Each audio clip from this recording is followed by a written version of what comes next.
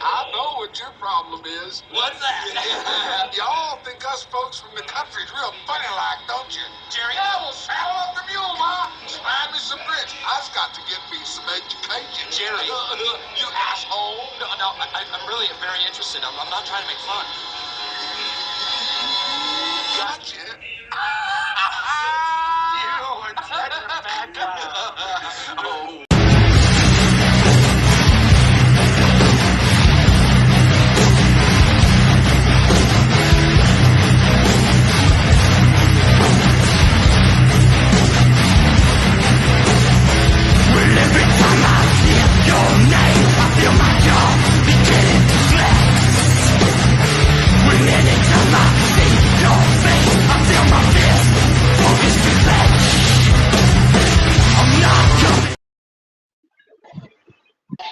Yes, my demons.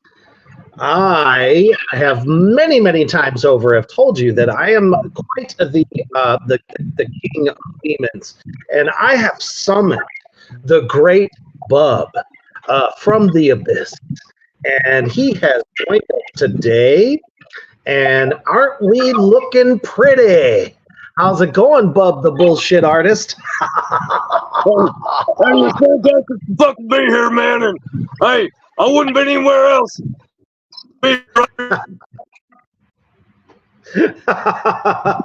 Exactly right. And we was having a couple of brews before the show, and talking about all my nun slaying and all the great times that we had. So we are going to be discussing tonight with you about two vampire films that we feel are definitely worthy of watching. And they are going to go up against each other in this bloodbath-orama. So we have for you tonight the great Bloodrayne film from back in 2005, which is a hell of an epic. And then, of course, something a bit newer and way more today, The After Dark. And before we get into all this bloody mess, because you know how we love all of our blood, we're going to take a quick commercial break to our brother Johnny fucking Necro of Random Insanity Productions. Check it out. Woo!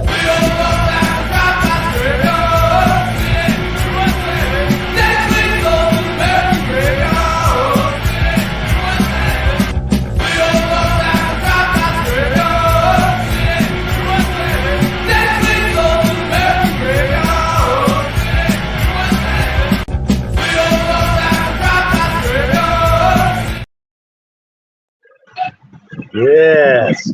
So right there in that very commercial there, you can check out all the links to all of Random Insanity Productions, which is the Frozen Dead, Horror Adorables, and of course, Antastics. Yes.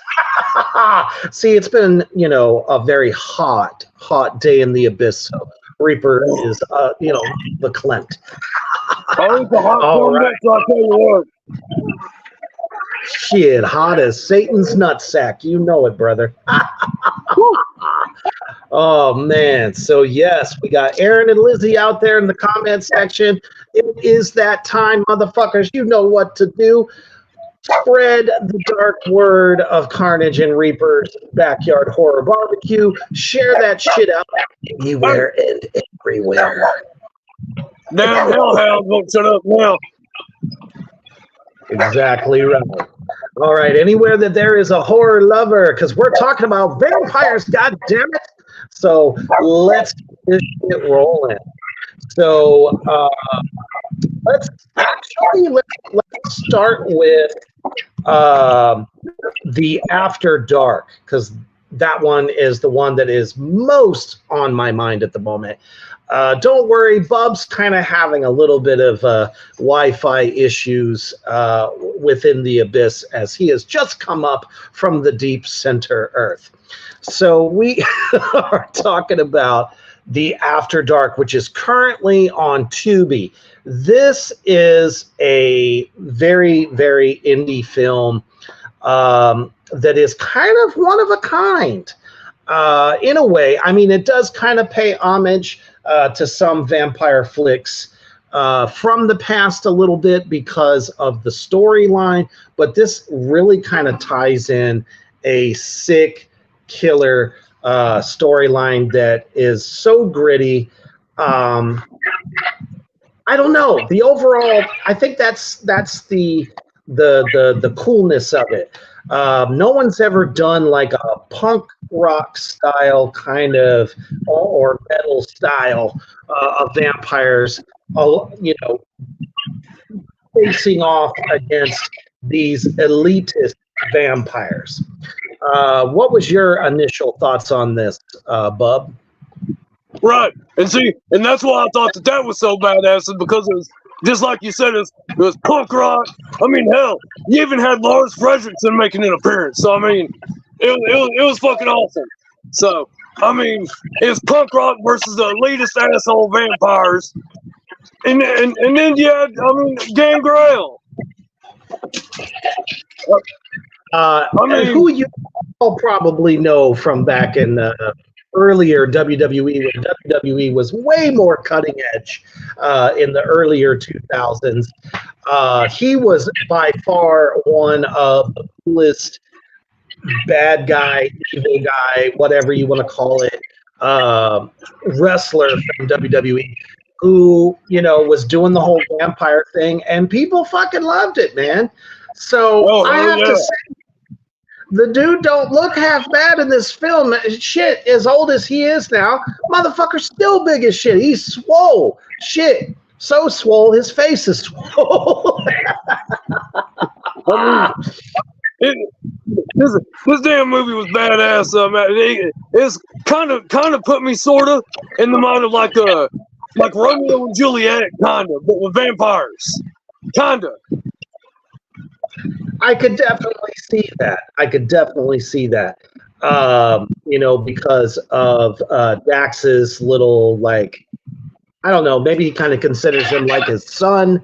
But him and one of the gals that was part of Gangrel's group, which, you know, a perfect setting. There's this like plush, you know, very vivacious fucking setting that is fit for somebody who's, you know, rich. It's all, you know, we're gonna pour, you know, rat's blood into some goblets. Don't get me wrong, my Gunsslayer and Bub there, we have a little blood in the glass every now and again, but still, you know, it's very vampire elitist. And Gangrel was, I think, in my opinion, the perfect choice for this, because dude fucking bought it. You know, as an actor, I think it was really made for him. Why didn't we do this sooner? Why wasn't he in another vampire flick that we could have seen on the big screen? Right. You know, like how they had See No Evil with Kane. You know, I want to do a whole fucking episode of the barbecue about fucking See No Evil and the first and second one. We should do that in the future. That was my fucking shit. Oh, those two films. Woo! And the fact that they never gave Undertaker a fucking shot at the title. What? Are you kidding me?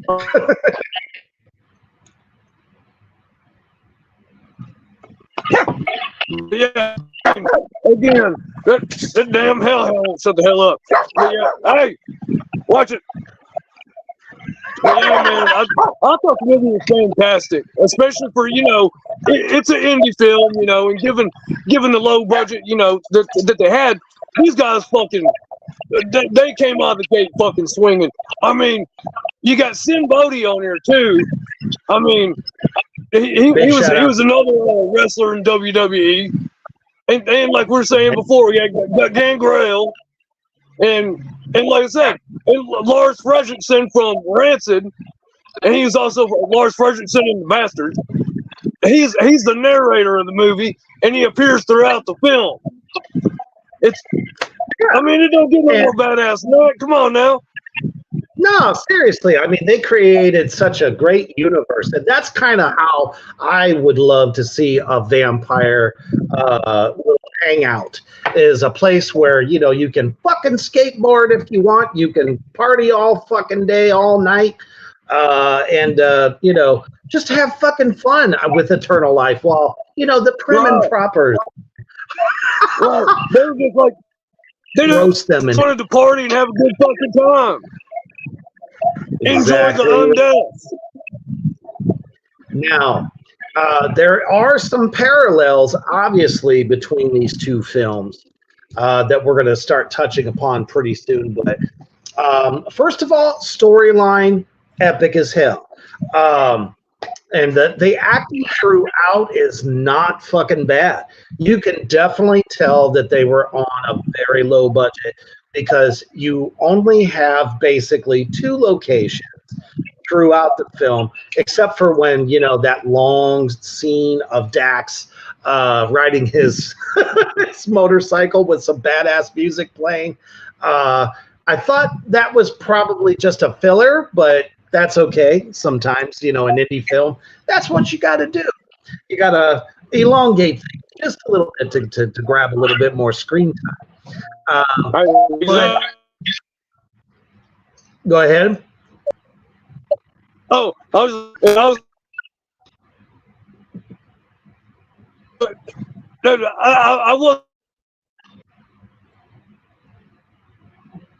I was sitting there watching, I wasn't bored throughout the whole damn movie, which for my ass, it's hard to keep my attention span sometimes.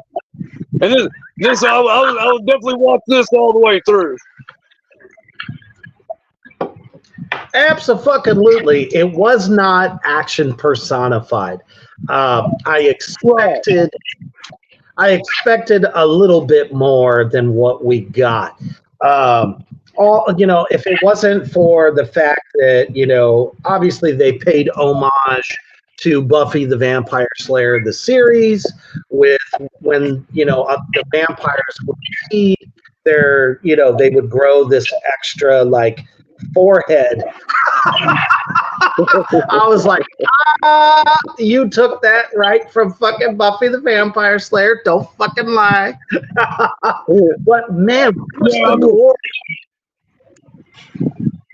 Go ahead, brother. What's that? Oh, I'll say go ahead. Oh, no worries. I was just, where was the gore? There just wasn't. I was expecting a lot more fucking blood from this film. And, a big war against each other. Now, honestly, I thought the big battle between the 2 vampire factions was pretty good, but they're just, I don't know, there was something missing. What are your thoughts on that, bub? Yeah, man, I agree with you on that. It was lacking on the gore for me. The best kill in the whole movie was Matt Osborne coming in with the skateboard, with the skateboard beheading kill. That was badass. Yes, that was definitely a ooh shit moment for us on this film. What's up, Kyler? Good to see you, brother.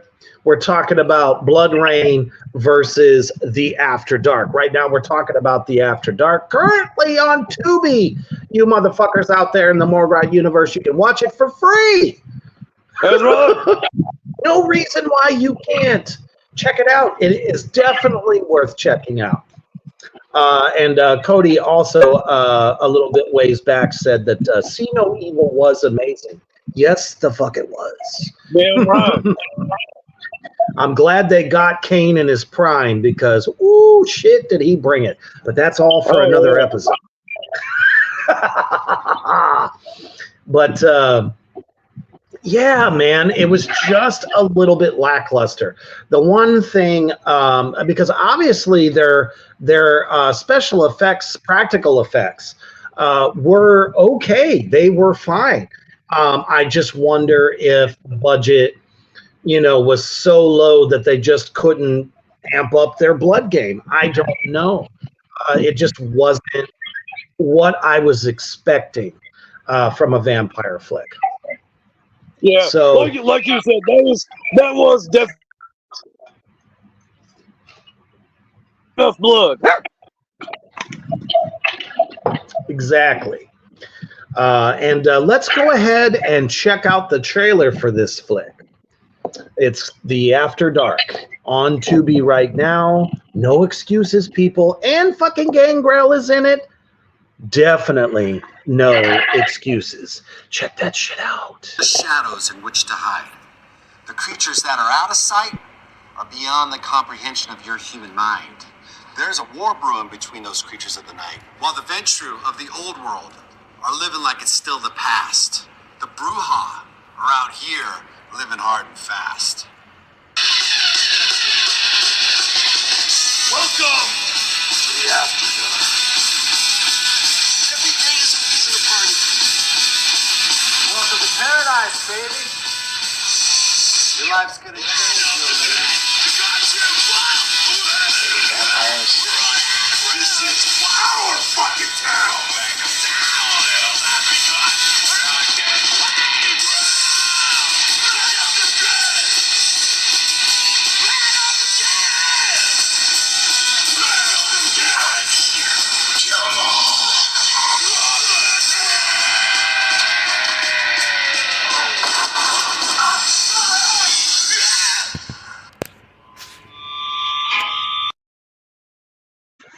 I mean, this is a vampire flick that, you know, if you want to sample the devil's nectar or some devil's lettuce, this is a flick to kind of like just geek out a little bit and enjoy a raw independent film. It is fun. I will definitely say that, but definitely a fun flick. But if you're for some like serious fucking nasty vampire film, this is not the one. And, you know, I have to give it a thumbs up. They didn't go for, you know, ripping people's clothes off for no reason, although, you know, Gangrel does get himself a nice little snack early on in the film. I bet Bub was tickled pink when he saw that. I tell you what, that's something else.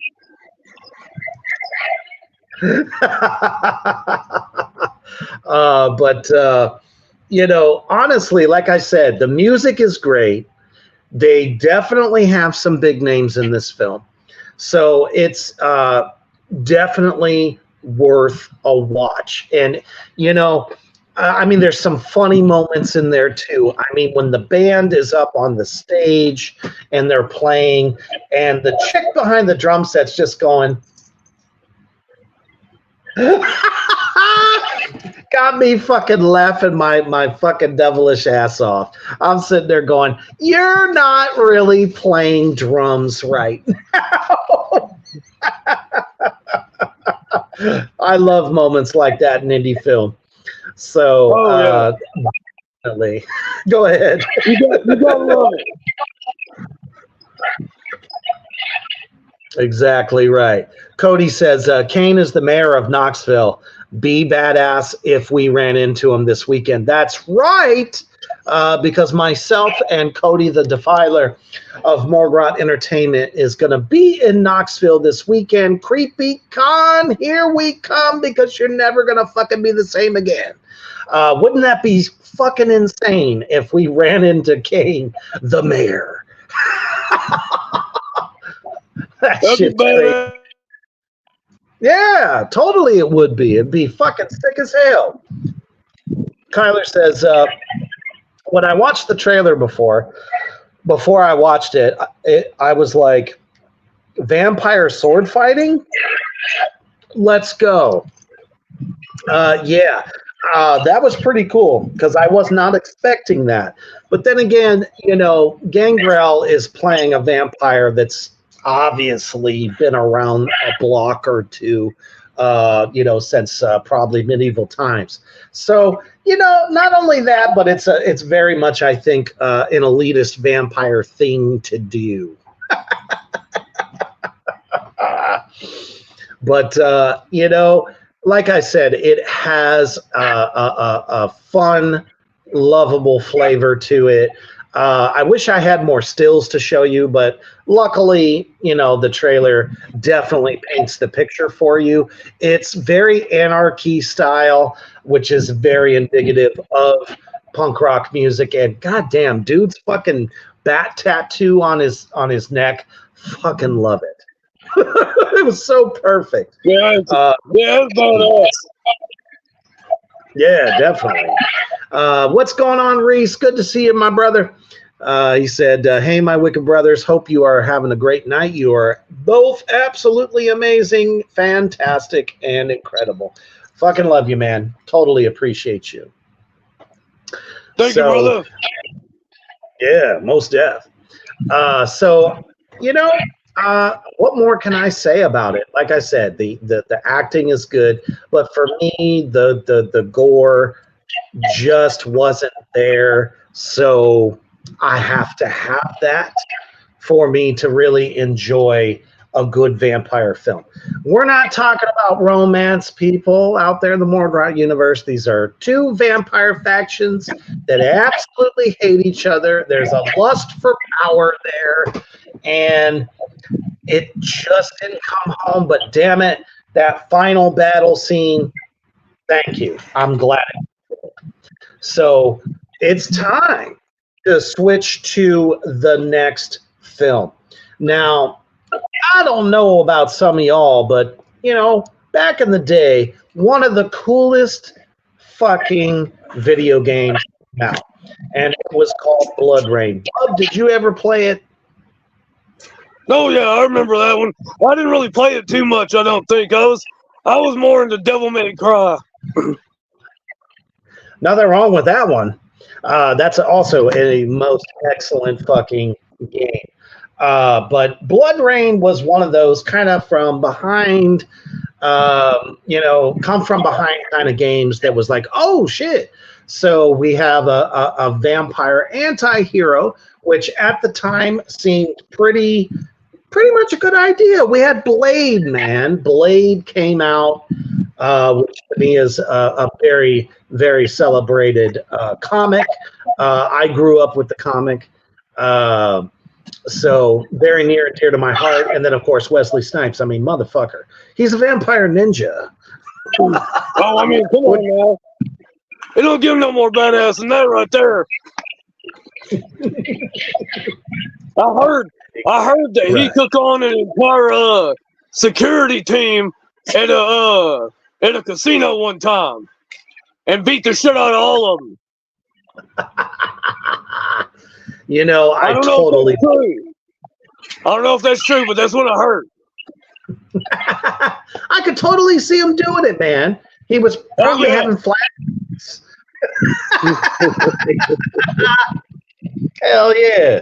I could totally see Wesley doing that, but damn it, he tore it up in those films. Oh, so good. But for this game to come out, obviously it's focused on a female, what normally they would call a final girl, but in this case, she's the fucking heroine. Same story idea. Okay, so you have an outcast vampire who teams up with a very unlikely group of people who want to take down the vampire aristocracy, right? Led by the great Sir Ben Kingsley. Fuck! I'm still wondering how the hell they got him for this film. Yeah, that one blew my mind. And Billy Zane.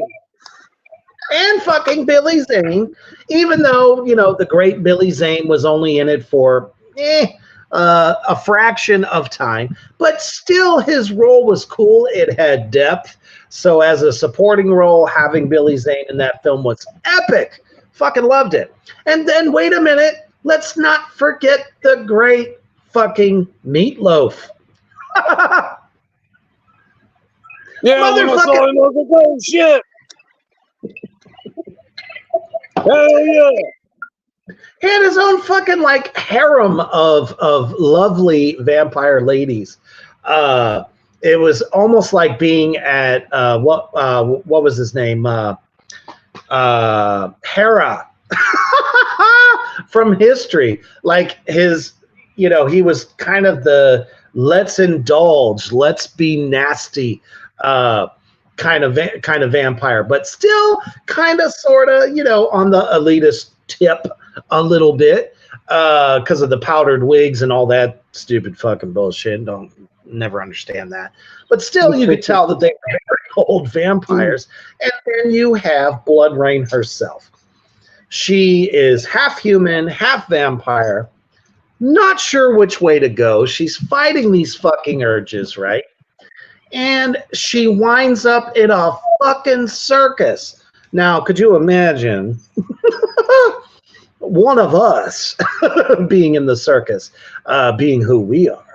I'm sure we would probably steal the show, but she doesn't even fully understand what the fuck she is, and they're using her. I was just so abusive, too. I think it was a homage to how, you know, old circus things used to treat the animals. I mean, they were very abusive to her, you know, gave her nothing but trouble. Guys were trying to get on with her. It was a terrible scene. Terrible. Terrible. Johnny Necro in the house, everybody. Yes. Yeah, but she brother. turned that shit around real quick, though. Oh, man. Never was there ever such swifter, more killer fucking revenge. Definitely made them pay for their misdeed. Was very, very happy about that. And they fucked around and found out that's what happened. Yep, exactly. Johnny says, "Hey, bub." Hey, That's right. So she now goes on this quest because she needs to find some sort of I think it's like I don't know, like a power gem or something like that. And, you know, that's where, you know, a video game really is kind of tough because when you adapt it for film, it has to, you know, bring as much of the game aspect to it. What did you think of that? Yeah, so, you know, now that was kind of cheese a little bit, I thought, but I mean, you got to do that sometimes. That's just like with Resident Evil. You got to have the key cards and the damn little crests and all that stuff. You got to throw that shit in somewhere. Right. So they brought that aspect to it, and honestly, the creature effects. Obviously, this film had more of a budget than The After Dark, which was the first vampire film we were talking about. So they were able to bring some of these things to life. Well, one of the things that I think really shines through in Bloodrayne is the fact that it was still an independent film. This was a straight to DVD. Even though they had more of a budget, but the actors and actresses themselves had to do most of the stunt work. I don't know if you noticed that. No, I didn't. But let me tell you, that shit ain't easy. No. And Bub and myself definitely know a little something about that. We have to get our hands dirty. You know, we love to get our hands dirty. Johnny says, I loved Bloodrayne, but I loved the game. Yeah, obviously, guys, it's fucking tough to recreate a video game on film. I think, really honestly, yeah, fucking Resident Evil, I thought, was tough too, because they had to bring to life some of these really nightmarish mutant creatures. You know, it's one thing to do zombies, but it's another one when you have this type, this creature, that mutation, over and over all the way down the line. So honestly, I feel like Resident Evil brought it. And what's kind of funny is there's a connection there because also in the Bloodrayne film, they got the great Michelle Rodriguez, who, as you know, was part of the Umbrella Strike team in the first Resident Evil. She's just kick ass as an actress, period. Let's be real. Oh, yeah. You know, I don't know. I actually wouldn't mind probably paying her to kick my ass because I think it would just be an honor. Yeah, she always plays a badass in every. Yeah, she does. Fucking insane, she does. I mean, she does a fantastic fucking job.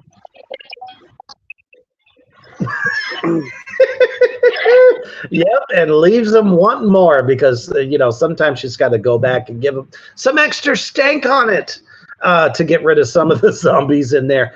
But Cody says I have both of them on DVD. The first is definitely better than the second. Agreed. Although the second one brings us a lot of other tasty treats that weren't in the first one.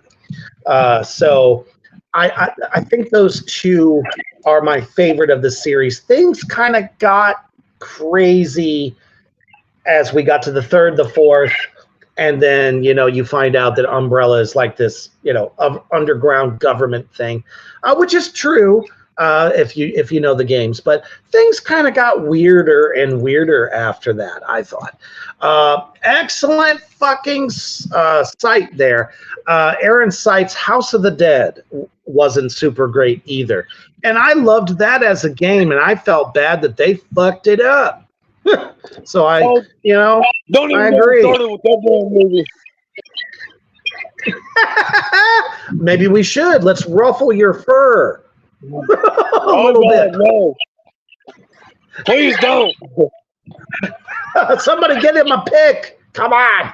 Pick it out. Pick it out. Yeah, that was a disappointment, but then somebody got it right with Dead Rising. That one was pretty good as far as a video game turned to feature. Absolutely. Johnny says, even though it had Michael Berryman, I could not get through the movie version of Evil Within. Yeah, I feel you on that. Yeah, I feel that. Oh, Cody was talking about, oh no, both Bloodraynes. Oh, okay. My bad. Not your bad. I wasn't sure which one you were talking about. For sure. The second Bloodrayne, we'll get to that because I'm probably going to take a massive devilish bahookie on that sequel. But the first one has so much. It's got a secret society. It's got these, old fire and brimstone motherfuckers, literally known as the Brimstone Society, that is trying to bring down the king of all vampires and his whole lineage, which would be Sir Ben Kingsley's character in the film. And he plays it to fucking T. That dude doesn't give any fucks whatsoever. He's like, you are meat for the beast. This is what you are. This is what happens. But, he really did fuck up, though, didn't he? He bit Bloodrayne's mom and didn't think that was going to come back to bite him in the ass. Oh, shit. Little does he know. So, I mean, she joins up. She's also known as what is a Damphir, half human, half vampire, like we said before. And they're on this quest to find the relic, which is a symbol of power. Not only that, but they're also trying to find where the big guy is hanging out. What a great fucking set. What a great castle. There is some iffy CGI here and there that wasn't so great, but you almost have to kind of compare it just a tad to the Wishmaster, which I just watched the other day. Yeah. Oh yeah. Yeah. I kind of see what you're doing with the faces and whatnot. Exactly right. Johnny says Reaper is right though. Both Dead Risings were out of the park. Fan-fucking-tastic. Great cast, great shooting, great cinematography, great effects all the way around. And people think being a zombie is easy. Well, it's not easy. You got to have not only the look, but you got to be able to perform at the same time. Exactly. And look, just like we were talking about with the stunts, that shit ain't easy. Exactly right. So, but just, I don't know, throughout the film, whether it's vampires feasting, it is a bloodbath orama of epic proportions. It is ever fucking fantastic. If you like a lot of gore, this film delivers. Just from, a few photos here and there that I was able to pick. I mean, there is an epic fucking decapitation, bloodtastic, all very practical, I might add. There was the great slaughter in this particular photo of where the brimstone societies, where they all trained and lived together, and vampires came through and just fucked everybody up. Was definitely battle-tastic. What did you think of that scene? They had to have like a tanker truck full of blood just for that scene alone. Yeah, it was a fucking bloodbath. There was body parts flying everywhere. But yeah, I think it was before that though. Whenever she fought the giant sumbitch with the hammer, and she ended up taking his hammer and then smashing him in the head with his own damn hammer. I thought dismemberment, blood fucking everywhere. This is one that's got a shit ton of gore. I was impressed. It absolutely. Where it suffered, I kind of felt in some ways the gore made up for it. Because, I mean, obviously this film is not without its little bit of bad acting here and there, dare I say. Little bit of bad acting. Just a little bit. And then, of course, some CGI that was just like, stop it. But it's practical. I'm not a big CGI fan. No, I'm not either. And I understand the great way of layering and being able to make things appear that aren't actually there. And there's nothing wrong with that. But damn it, they CGI'd the outside of Sir Ben Kingsley's little stronghold there. Not only his place, but they did it to Billy Zane's house too. And I'm just like, are we in storybook mode? Yeah, come on now, guys. It was just kind of cheesy. And let's face it, I know she did a killer job in so many aspects of her character. But there's one thing that our precious Damphir did not bring well to the screen was her ability to cry. Man, she's like, wah! I'm sitting here going, bitch, what are you doing? That was absolutely terrible. I will say that was god awful. Oh man, she really stunk it up there. And I wonder if that's why they didn't bring her back for the sequel. It very well could be. But like you were saying, though, the killing and the gore, I think, makes up for some of the parts of the movie that don't lack as much. Exactly right. And as I can see from the comments, a lot of the Morgrot universe has definitely seen Bloodrayne, which is why I'm so glad that we were able to show them the trailer for the After Dark. So you can kind of pit them against each other, even though they're about what? Let's see, Bloodrayne was 2005. This one is pretty current. It was either 22 or 2023, I think, that the After Dark came out. So there's a considerable amount of time between, and 4K is way more evident on the After Dark than Bloodrayne, of course. So, but story-wise, I thought they adapted the game very well to the story and gave you moments there. I also thought the the prison sex scene was not necessary because they stuck the damn fear into a cage when they first got to the Brimstone Stronghold, and then of course the Michael Madsen's like little second in command guy obviously took a liking to the young lady. Tell me how the hell they managed to make that happen with bars.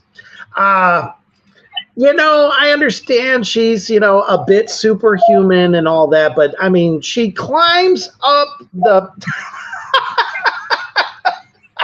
Hey, where there's a will, there's a way. What was that? Where there's a will, there's a way. I guess so. Gotta get some. She's never had it, so she was probably just dying for it. It's amazing that she didn't even try to bite him in the process, because that's usually what happens in these exchanges. And old dude just drops his old fucking Sir Walter Raleigh's pants and just starts to enjoy the ride, as it were. And I'm just sitting here going, why do we have 5 minutes of this? What the fuck does this have to do with anything? She has shown her human side plenty of times. It's just one of them things where I think they added it in because the lead actress is attractive, and she was like, oh yeah, sure, why not? Let me show my ninnies. Do we see that in the video game? No. It wasn't there. She didn't stop off for a tryst in the night. What the fuck? Yeah, that was completely unnecessary, I felt. But the funniest part, though, is that was some of her best acting.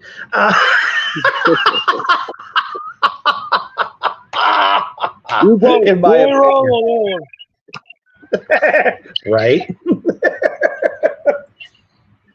And then, of course, it literally pulls you through the film after that huge, epic fucking battle at the Brimstone compound to where they finally get to the big palace. And what a fight. Tell us a little bit about that, bub.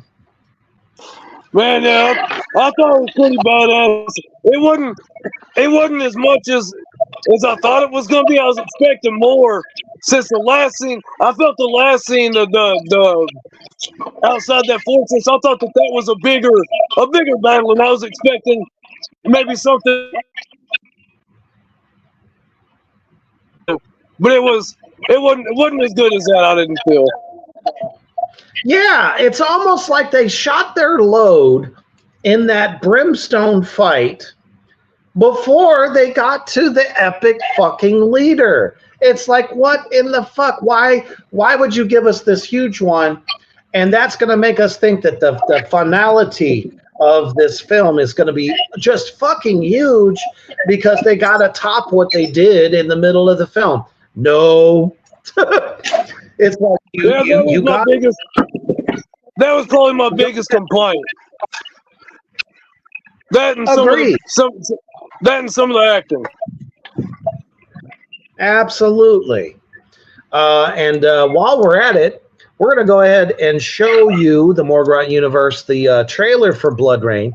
So you can, if you haven't seen it, this just might titillate you enough to want to see it. Or if you haven't watched it in a while, you're going to be like, ooh, I should probably revisit this just for, you might find something new that you like about it that you didn't like before. Check that shit out.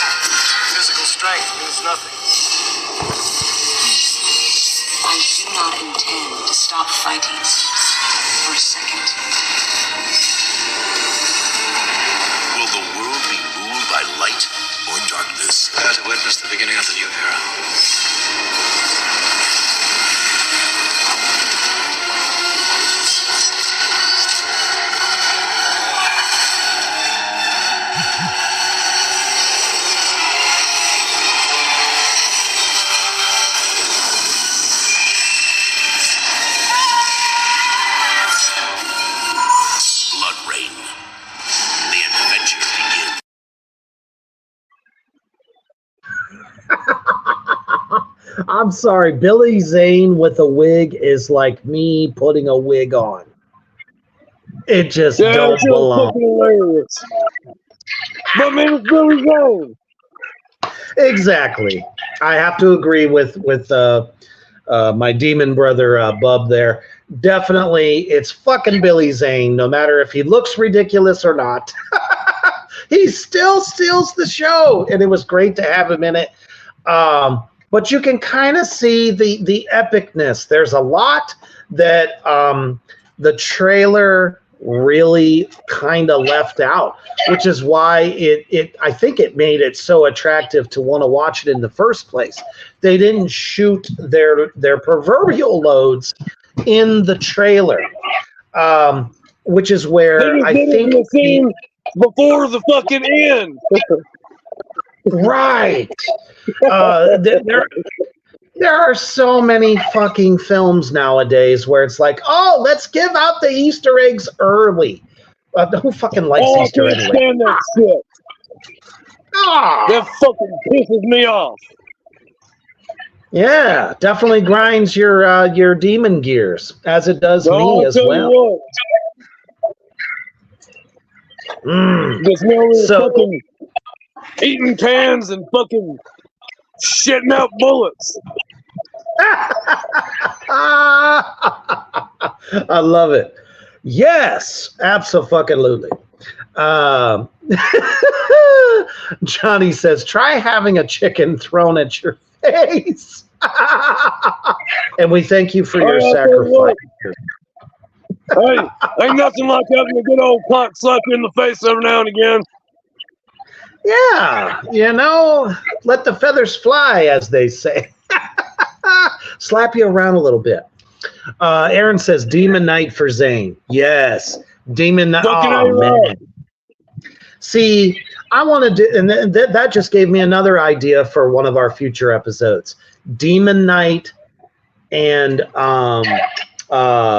Bordello of Blood. We should cover both of those fucking epic films. I'm tingling at doing that. I'm down for that. Right? So, Yeah, there are pros and cons to both of these films. So let's draw some parallels. Both movies have a lot of big stars on different mediums. So we have the similarities of that. Not that, let's say, it sold both films.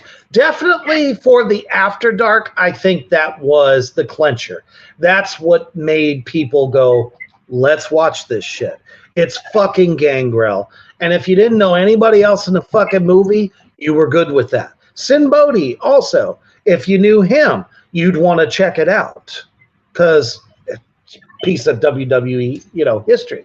And then obviously the huge cast of Bloodrayne, not only the fact that it was based on the video game, but at the same token, Sir Ben Kingsley, Michael Madsen, Michelle Rodriguez, and Meatloaf, fucking Meatloaf, in a role that you never thought you'd see his crazy ass in. So exactly. I'm sure they had some star power on their side for sure. Yeah, most def. So there's some similarities there. Give us another set there, bub. Well, I would say that they're both kind of love. They don't. Bloodrayne wasn't really a love story. Didn't really. Well, they kind of tried to go into that, but not really. Right? Like it kind of touched on it a little bit, but then it just totally went into just being an action movie again. Absolutely. So we could very much say that both films have epic fight scenes. Now, I do have to say, because both of them have two epic fight scenes, in fact. Obviously, in Bloodrayne, you have the big brimstone ass-stomping fiesta. And then, of course, the weaker battle scene at the end where we all was like, our dicks are up and they're down. Because you just... Limp Noodle City. And then they did the right thing, in my opinion, for the After Dark, which they had a small fight scene with two of the female vampires, the heroine and one that was like, yes, I agree with you, versus one of those old classy vampire fucks. But it was kind of like, and not necessarily just because they were females. It just didn't make sense. The guy that they were fighting was like 9 feet tall, and he went down after a few hits. Well, I expected that to be way different than what the outcome on that one. I expected so to be totally different. Yeah, what would you compare that to? Oh man, I don't know. I don't even know. But yeah, man, it's one of those ones where, I mean, yeah. The first thing that comes to my mind is Cartman versus Wendy on South Park. Oh, yeah. There we go. That's a good analogy right there. Just beat the dog shit out of me. Wendy kicked Cartman's ass so bad, so quick, that motherfucker didn't know which way was up or down. There was no coming back from that. That's kind of how I feel about our gentle giant there, who pretended like he was just so, badass. Even Gangrel's character was like, and then Dax was like, you kicked whose ass? So it's like, man, not epic at all. But you know what, though? The thing that was cool about that is that it was so kind of a mediocre big battle that by the time they get to the end where Gangrel and his little merry band of fucking toilettes, whatever you want to call them, these prissy little fucking, we are, so prim and proper. I love the parallel that they drew there, those that are rich and those that are poor, between the punk rock vampires and obviously Gangrel's group. But that fight was like, okay, cool. Now we have a good fucking fight. And it was good. It really was. Yeah. It was very good. That's what I was gonna say. That's where this one differed from Bloodrayne. Was that the end fight on this was damn good. Yeah, absolutely, man. So it's like they were lopsided,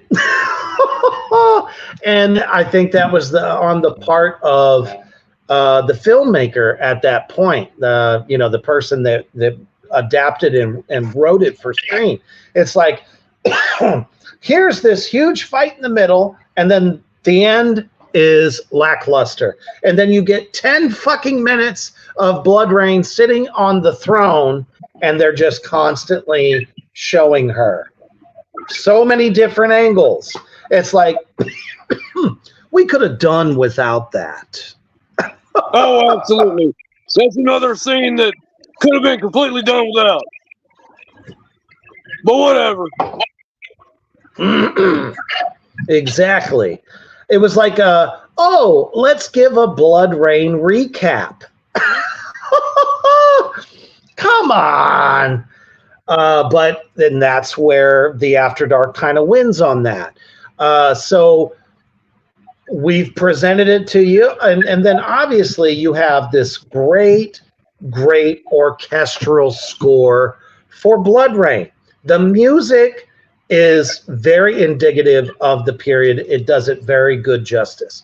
But then we pit it up against the score, excuse me, for the After Dark, which is like metal, punk. It's awesome. It makes you excited, kind of thing. So, similarities there as well. And, which one is more badass? It's just whatever appeals to you more. So now we put it up to you guys, all you wonderful demons that showed up tonight, to give us the winner. So in the comments section, think about everything that's been discussed. Okay? And then you tell us who you think in the comment section wins the Bloodbath Bowl-orama between Bloodrayne and the After Dark. So I will give you my synopsis. All right, let's hear it. Both are badass. So for the After Dark, I'll give it a 3.5 out of 5 stars. Great acting, and for the most part, some pretty good special effects, but there should have been so much more gore. They could have done it. But for whatever reason, they didn't. I will give Bloodrayne a 4 out of 5. It is definitely not a 5.0 out of 5 because there was some really bad acting throughout. There were just moments where 4.5 or just 4. What's that now? Did you say just 4 or 4.5? Just 4. Okay. I'm just giving it a 4 out of 5. Because of those reasons. So that's my take on those two films. We'll get Bubs here as soon as he returns. Again, tell us in the comment section, everybody, what your picks are as far as who is going to be the victor. Just simply put the name of the film that you are voting for as the winner between Bloodrayne and The After Dark. Some of you probably haven't seen it. There we go. Anyway, just from just trailers. I hate to do this, but I pretty much agree with you on that one. I mean, 3.5 wasn't enough gore for me. Although I do love Lars Fredrickson. And I don't know. I'd say it's about even with me, because I'd say Bloodrayne's about 3.5 as well. I didn't quite like it as much as I would have liked to have liked it. Gotcha.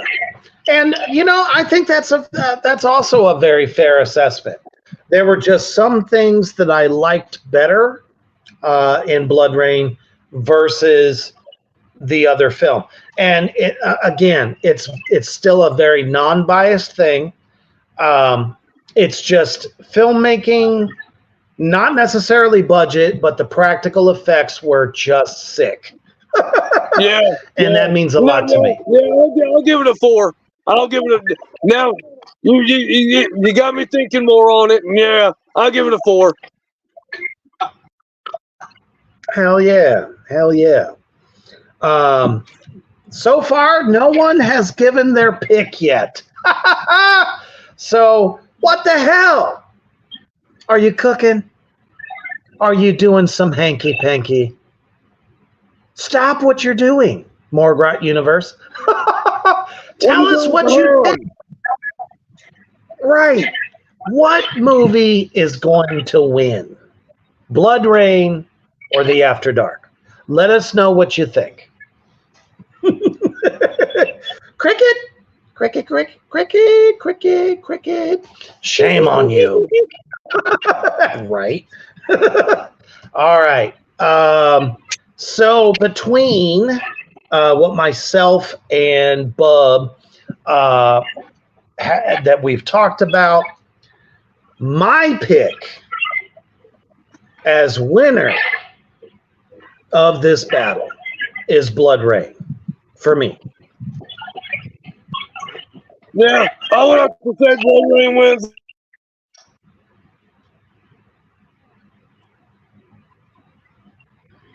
Hell yeah. Now, if those of you out there watching in the Morgrot universe, if you haven't seen The After Dark and you want to give it an honest to goodness try before giving your feelings on the matter, you got to remember, guys, whenever we do these versus films, whenever we put two films that go up against each other, it's up to you to pick the winner. So keep that in mind for the next show. But in this case, it is very much unanimous here in the Abyss that Bloodrayne has picked up the win. So congratulations to Bloodrayne. It was a fantastic film.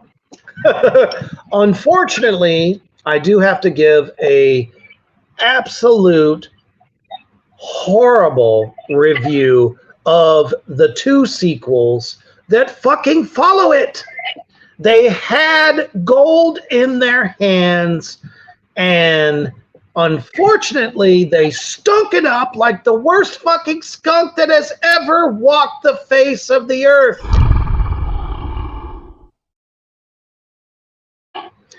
But not that fucking The After Dark was a bad film. It just didn't give us enough gore. We want that with our vampires. They had great vampire actors, and they just didn't bring it. So unfortunately, we have to let our little pet out of its cage in the case of the After Dark.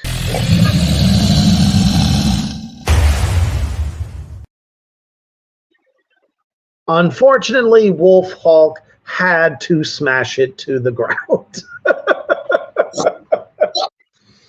All righty, my friends, my demons, everybody out there in the Morgrot universe, you guys have been amazing.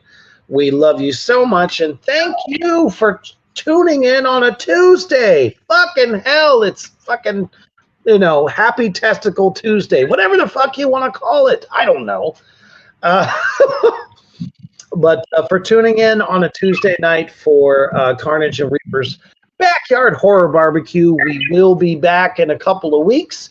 And shit, we've already talked about a couple of good ideas that we'll probably do for the next one. And thank you for choosing Morgrot Entertainment to get you through the Tuesday woes as we get to the Hope Day that is tomorrow. Do not forget, demons, this weekend, me and Cody the Defiler of Morgrot Entertainment will be at CreepyCon this Friday, Saturday, and Sunday. We have great merch, all kinds of signed DVDs, signed prints, excellent fucking t-shirts featuring the great Johnny Necro as an artist on the new Reapers Underground t-shirt. Aw, thank you, Johnny. We totally appreciate you, brother. He says, we are the best. Thank you, brother. Totally appreciate you. But nonetheless, that's it for us for this episode as we return back to the abyss in which we have come. And just remember, guys, to always keep one foot on the ground and one in the fire. And when you watch these two movies, always stay heavy.